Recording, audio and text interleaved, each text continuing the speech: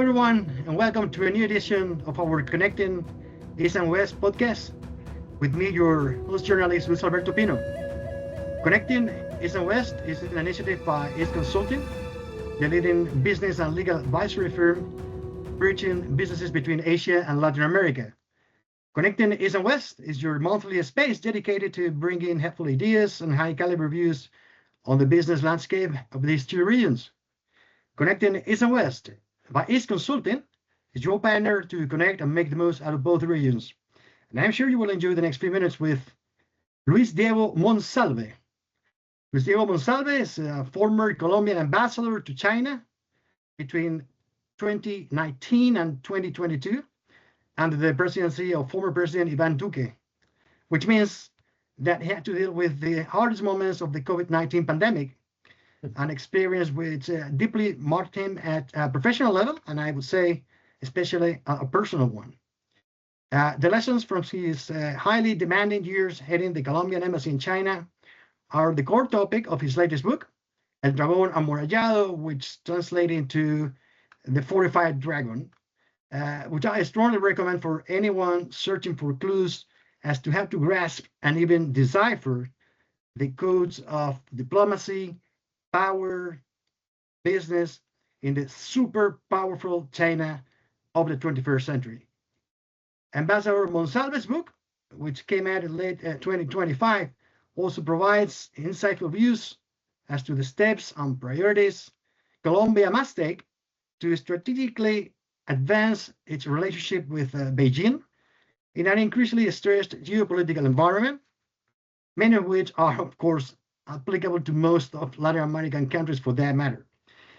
Ambassador Monsalve has also served in various positions, including president of the Colombian company New Aesthetic, president of Ferrovias, and vice president of the company Tampa. He's been also a member of the Medellin City Council, member of the board of directors for the Foundation for the Development of Antioquia, which is called Pro Antioquia, a member of the board of directors for the Institute for the Development of Antioquia, the Colombian department, right away from where he is native. Welcome, Ambassador Monsalve. Thank you for being here. Thank you very much, Luis Alberto. It's a pleasure to be here with you. And it will be very interesting, this conversation we will have. And as you said, the last couple of years until mid last year, after coming back from China, I decided to write a book because I had a very particular experience, especially during COVID times, and also reflecting of the different opportunities and challenges that Colombia has with China, especially Colombia, which has been a country that just until a few years ago had very few relations with China. I mean, it was mostly US, mostly Europe. So now things are changing, and these were the reflections I wanted to make in the book. Excellent. We're going to be talking about your book. Well, after reading your book, the one aspect that struck a chord with me the most was your deeply personal recount of your years as Colombian ambassador in China, right? In many parts of the book, you point out this idea that diplomacy is not only about politics or geopolitics, but also about being humans, right? Humanity at the end. What's the message that you consider important to convey by stressing this idea about diplomacy at this time in history? I mean, I ask this especially, because some people may say, well, this sounds kind of out of touch, right, given the geopolitical turbulences impacting the world right now. So when everything seems to be about hard power, right? So what's your message, your key message when you say, I mean, diplomacy, to some important degree, must be about human beings, about humanity? Well, especially in my case, I went through a very chaotic time because of COVID time in China and also in the world. So something I found really important was that because of all the relations that I had made during my first year in China before COVID, and because I met a lot of people and I tried to understand, to be in the other people's shoes, as you say, to understand how they felt, how they thought, the Chinese authorities, what their were goals, what were they going through, especially in the COVID times. I think I had the opportunity to to understand their feelings, their day-to-day lives, and connect with them in order to achieve what we were looking for. I mean, after all, we are all humans, and especially during this kind of pandemics, the most important thing is life. So we, at that time, well, many things, helping the people, getting them out of Wuhan when things started. Later on, China, of course, because of its current position as a largest manufacturer in the world, had many of the things that we needed in all Latin America. Remember, masks, ventilators, tests, and later on vaccines also. So all those things are things that connect us all. I mean, it's part of human nature, human life.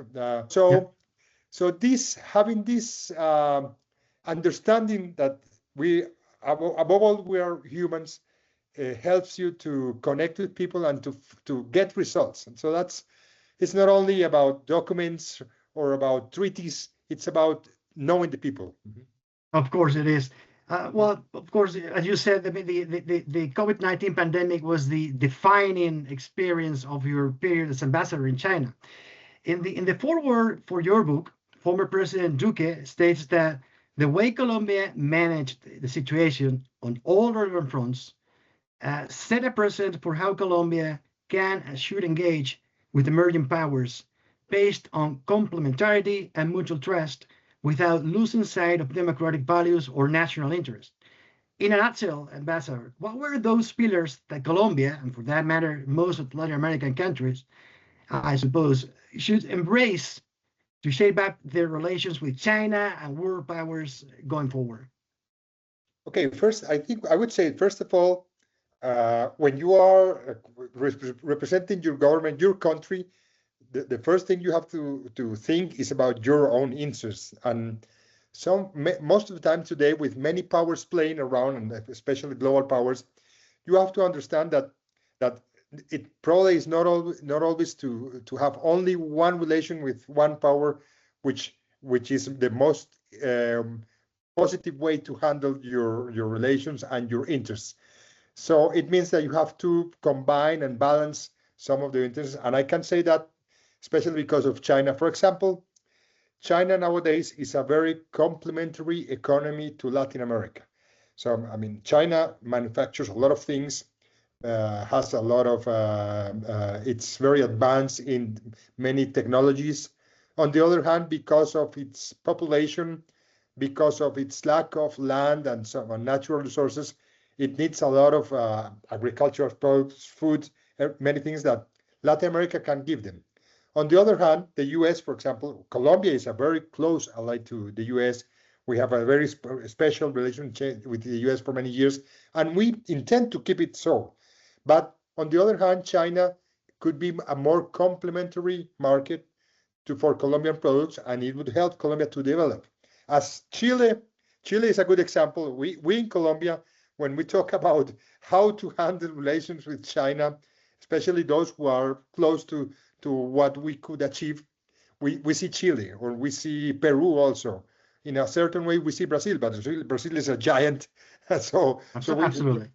So we were more close to the example that Chile gives. So it was easier when Chile started. Chile was a pioneer, started 30 or 40 years ago to start improving relations with China and to start to sell products to China and to get close to the Chinese market. Probably it was easier because at that time, some other powers like the US were not so concerned about China relations in Latin America. Now it's more difficult, of course. But having said that, we would have to. There is one Chilean former ambassador, Jorge Jaime, who says he talks about. I think I don't remember the term neutrality. No, it's like it's an active non-alignment strategy. Active non-alignment. That's the word. So he says that it's a little bit easier for Chile than Colombia, but still, because we are closer and more connected by the Caribbean to the US, but still we should try to follow some of those lessons. So that's like the most Okay, important thing. I think that, well, I mean, what you just said connects with my next question. I mean, you argue throughout the book that Colombia's relationship with China must evolve towards a deeper and a more multidimensional and strategic stage, right? That goes beyond trade, right? Yes. I mean, 4 years after finishing your experience as ambassador in China, I mean, what's your assessment of the of the progress on this front for Colombia? Do you consider that your country has moved forward in a way that invites to be optimistic in this regard? Not too much, really. I think, first of all, I mean, 10 years ago or so, we had I think economy starts is the one that opens the door, of course. So once you start having trade relations and economic relations, then many things start to be in place. In the Colombian case, 10 years ago, more or less, there was almost nothing regarding investment from Chinese companies. There was very little, and still there is exports from Colombia to China. Of course, like in the rest of the world, Chinese products were coming and now we're invading our countries. So our largest our largest provider of goods for Colombia in terms of imports is China. But that would happen because they are the factory of the world. But apart from that, there was almost nothing. I think things have evolved. Now, some very important projects in Colombia are being developed or made by Chinese companies, like the Metro de Bogotá, like the Bogotá subway, Bogotá Metro. The first line, which probably nowadays is the most important project being made in Colombia, and it was a concession, a project which with the Chinese companies, a Chinese company Czech participated. They won the bidding process. That's very important. It was not something like a government-to-government agreement. No, it was a competition with some other companies. They won it. They are following the Colombian laws regarding contracts, labor laws, environmental laws, everything. And they are now it's 70-something% of the project in completion. So this is something very important. Apart from that, they are now investing in mining, in solar farms. They are making some other infrastructure projects in Colombia. So things have improved in that area. Not too much still in trade, regarding trade from Colombia to China. Then the government, which is finishing in the next few months in Colombia, President Petro signed the Belt and Road Initiative MOU. We're going to be talking about that in particular in a few moments. But apart from signing it, there hasn't been more evolution. So we're still there's comparing to many other Latin American countries, we're still far behind. Okay, Ambassador. One aspect that I found very compelling in your book is something that you reflect on in several parts of the book, actually, which is the idea that in China, silence many times is more telling than official statements themselves, right? So that learning how to decipher those silences becomes a key strategic capacity for anyone in charge of conducting any sort of engagement with the Chinese, right? How was how was that you came to grips with this feature of the Chinese mindset? I suppose this is equally important for business people interested in China, correct? Definitely. I mean, there is one term in China which is very important still, and it's been for all their life, and it's still, which is losing face. So they don't like to lose face. I mean, they don't like to be catch in a difficult position. They don't want to be embarrassed in front of their peers or of their superiors. So if you try to push them hard to give you an answer, which they know it's going to be a no, they won't say immediately no. They will say, we will think about it. We will study it a little bit longer. And at the beginning, when I arrived, I knew China from some business, but not as deep as after being there for 2 years, talking to them every day. So at the beginning, I thought, okay, they are thinking about it. And then, a few times it was true, but most of the times it was a way of saying, no, I'm sorry, but not saying it directly. So this is something you have to learn, and you have to start to see their faces and how they would talk. And it's very difficult to say clearly no. They would try to find an excuse, and after 2 or 3 times that they tell you the same excuse, you understand that there is no. Okay. Another aspect that struck a chord with me was the value that you assigned to cultural diplomacy. Correct. In the book, you tell the impact caused by the celebration of the more than 10 million copies of Cien Años de Soledad, 100 Years of Solitude, sold in that country, right? And you even go on to say that, quote, beyond speeches or agreements, what really transformed the perception of Colombia in China was the direct contact with our living culture.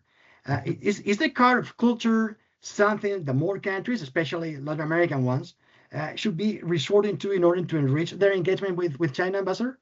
I definitely think so, because they are now, after centuries of being closed, and still after only a few decades, they have opened to the world. So you still see that the Chinese are very curious about knowing about other cultures. Latin America, geographically, we are on the other side of the world. I mean, you have to take 2 planes and 20-hour flying to get there from there. So they see Latin America like, in a certain way, like only a single continent. It would be smaller in terms of population than the whole China. So it's they understand a little bit more about Chile, perhaps Mexico, but the rest of us, they put us in the same basket. So Okay. still, and having said that, we all have many beautiful and interesting things to show. So as I told you, for example, 100 Years of Solitude from Garcia Marquez, if you find someone who likes to read international books, most of the times I would find that people knew about the book. Some of them have read it. When the celebration, there was these Chinese young people representing parts of the book, which was beautiful. They speak in Chinese and with real interest. So yeah, definitely culture. It's a very important way. And when you are a diplomat, I think you have to combine it. And also a business person. Let me tell you. Mm-hmm. Well, Yeah. if you go straight to the Chinese and start the first day you meet them, you start asking them, give me a good price, give me the good product, then perhaps they will be a little bit hesitant. Once you start to make connections, they will be open to do business with you, both business and also agreements in terms of diplomacy. Mm-hmm. Talking about businesses and trade, Ambassador, in the book you tell the story about and provide elements to assess how China-Colombia relationship has dramatically evolved since 2018, particularly, to the point that China is now the third largest trade partner of Colombia, right? This said, both countries have not yet been able to seal an FTA like the ones currently in place with other Latin American countries, let's say Chile, Peru, Panama, and others. In your view, Ambassador, why is this situation, and you are expecting a breakthrough in this regard anytime soon?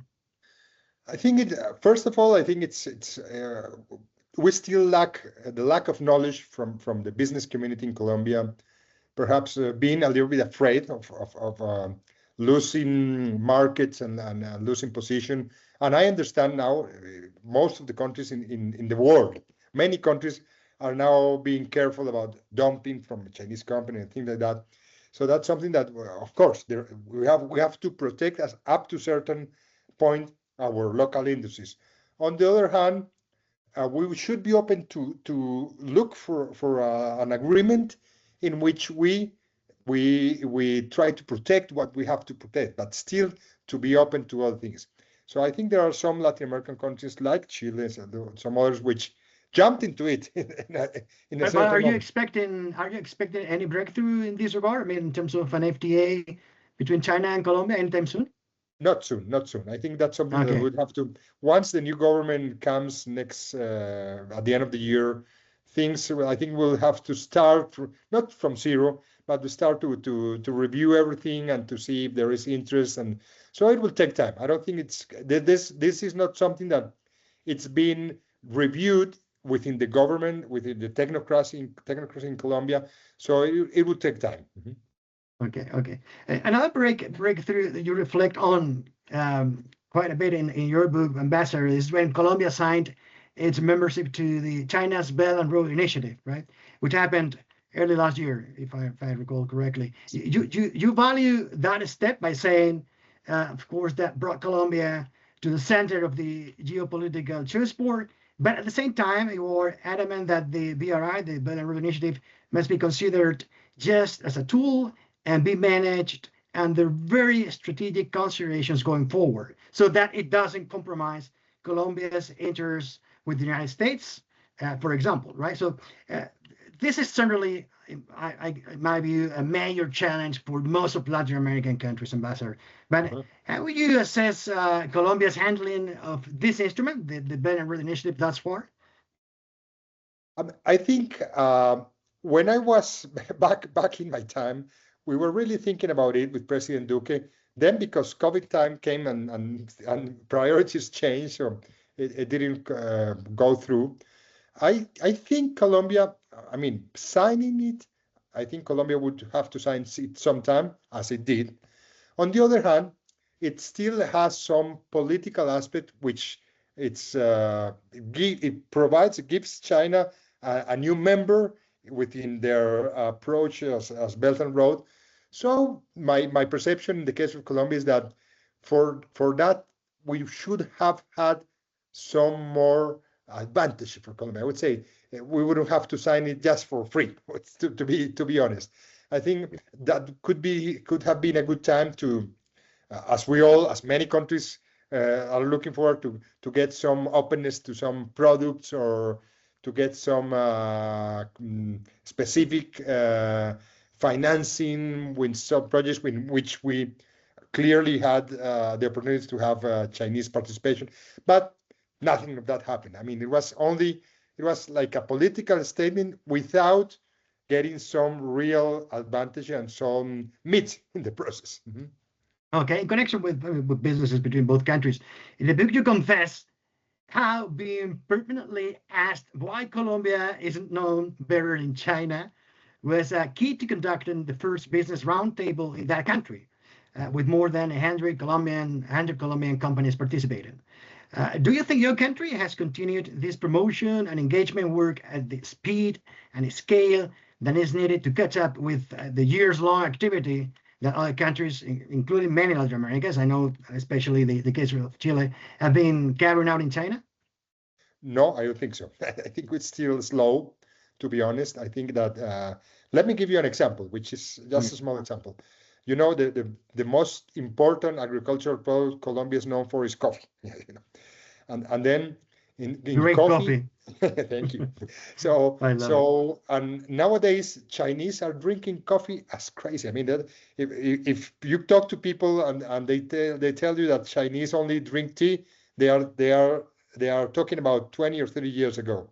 Nowadays, if you go to Shanghai, to Beijing, to the 50 largest cities in China, you will see many coffee places. I mean, and very sophisticated. And I mean, it's especially young, urban, mid-class people. They are all drinking coffee. So it means that there is a large market and it's increasing. And then Colombia, what's the position of Colombia? Colombia now exports to China, I think last year should be close to $150 million, something like that.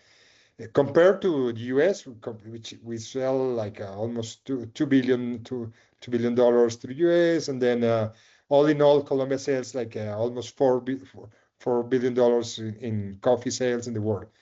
Japan, in which Colombia made a good investment in marketing and everything like 20, 30 years ago, I understand that we sell close to $400 or $500 million in coffee. I mean, by now, Colombia should be selling to China the same that is selling to Japan. And why is that? Because it's not something that you just say it and do it. Like, you have to really make a big effort. I still remember talking about Chile. One of the persons I really enjoyed meeting and talking in China was former Ambassador Luis Schmidt from Chile. Luis was he 2 times was ambassador to China. He was very I mean, his business side was mostly cherries, And then he explained to me that 30 years ago, they started selling whatever, $10,000 in cherries, then following year, 20, the following year, 50,000, and so on. And they came up to, I think Chile now sells 2 point something billion dollars only per year in cherries to China. But it's been a 20, 30 years process.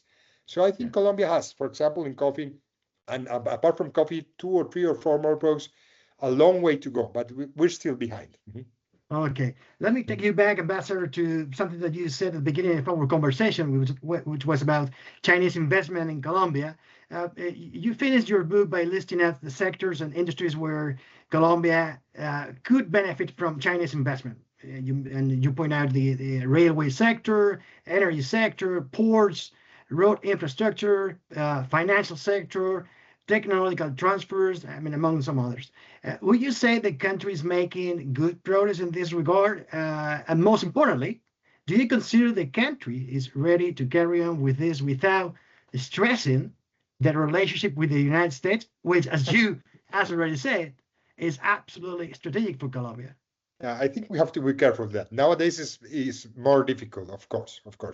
So let me give you an example. I think some infrastructure projects, especially, for example, subways, like urban transportation, metros. Now they are making one, the Bogota one. They are making a light rail train also close to Bogota. They are now making here, my city, in Medellin. They are making a new route of the metro of Medellin. Those kind of projects shouldn't be a problem. So there are some, I mean, as much as we can bring Chinese investment to urban transportation, of course we should, like electrical buses, of course, probably railway, many. Ports start to be more difficult. I think if you find a specific, very commercial port complementary to other ports in our areas, that kind of port shouldn't be a problem. I know it would be very difficult to Colombia, like to make a new, very important large port like Shanghai by the Chinese. Probably we'd have problem in the US. So I think case by case. Still, there are many energy. I mean, a lot of solar farms, all they can bring. I mean, participating in PCH and small hydroelectric projects, of course.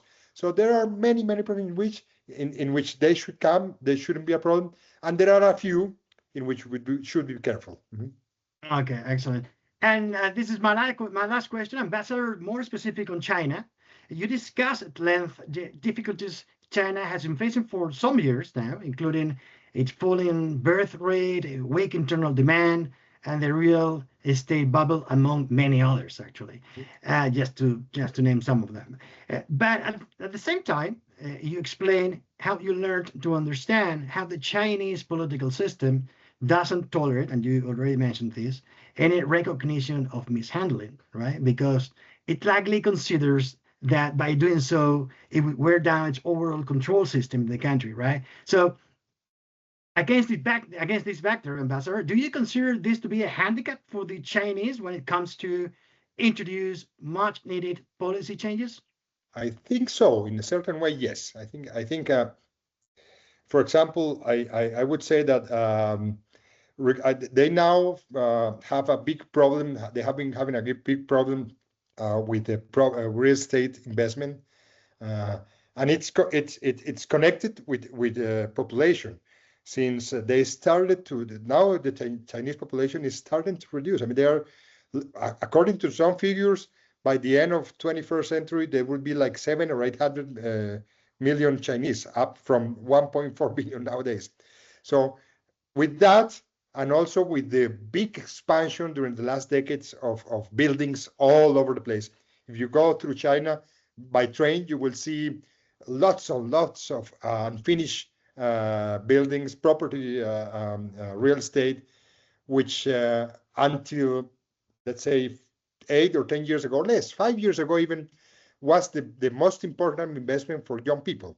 I mean, it was it was the no-brain, the easiest way to invest your money 10 years ago in China for people who were having a good salary was to buy 1 or 2 or 3 apartments. And of course, they would increase their price in 2 or 3 years, 20, 30, 40%.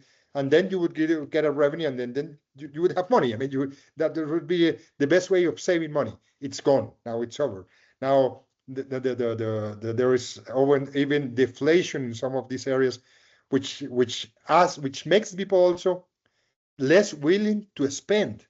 So which means that the internal market, it's still a bit cool. The only way for China now to really have high levels of growth is through exports.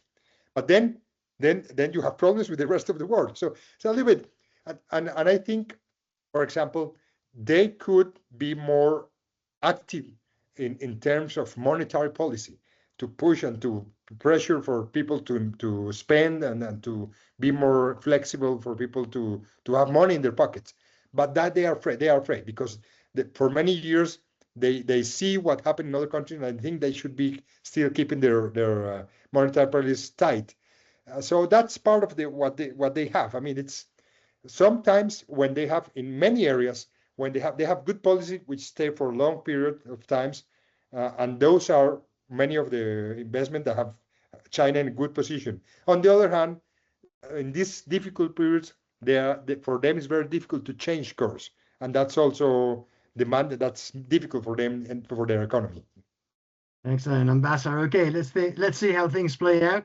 I mean, a lot of things depends on how things work out in China. Ambassador, we've run out of time. Thank you so much. I think this has been a really insightful conversation. We've touched on a number of issues: investment, trade, cultural cards in China, the COVID pandemic, and so on and so forth. So thank you so much. I really enjoyed our conversation today. And to all of our followers, don't miss out on our next episode of Connecting East and West by East Consulting, in which we will continue to explore the business landscape between Asia and Latin America. Bye-bye. Thank you, Alberto. Bye-bye.